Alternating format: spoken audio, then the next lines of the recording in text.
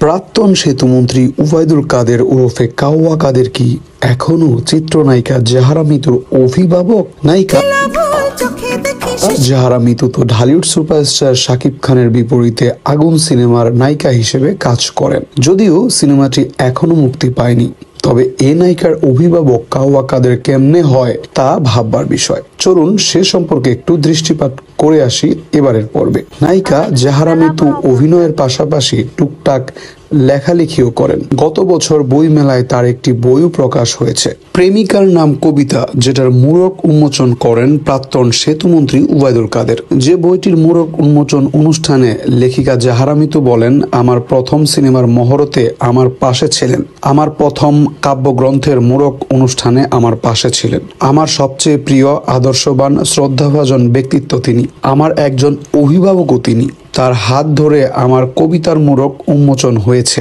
আমি চিরকৃতজ্ঞ মন্ত্রী মহোদয়ের কাছে। আওয়ামী লীগের সরকারের পতনের পর লেখিকা জাহারা মিতুর সেই বক্তব্য রীতিমতো ভাইরাল।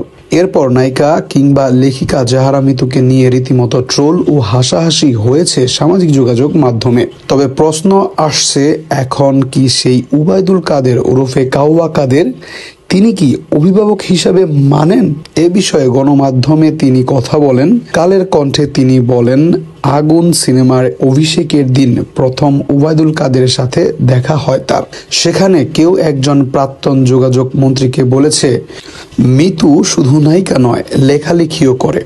প্রাক্তন যোগাযোগ মন্ত্রী উবায়দুল কাদের তাকে বলেছিল, লেখালেখি বন্ধ করো না, তাড়াতাড়ি বই বের করো, আমাকে জানিও।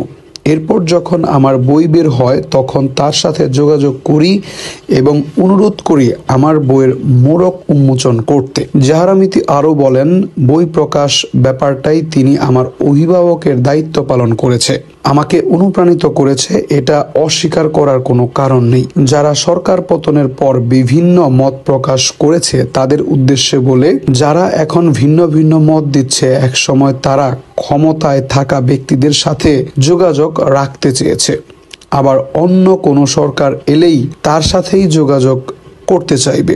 এটা এদেশের মানুষের স্বভাব, তাই এদের কিছু বলার প্রয়োজন বোধ করি না। পরিস্থিতি বোঝার শক্তিবোধ আমার আছে, চুপচাপ থাকছি।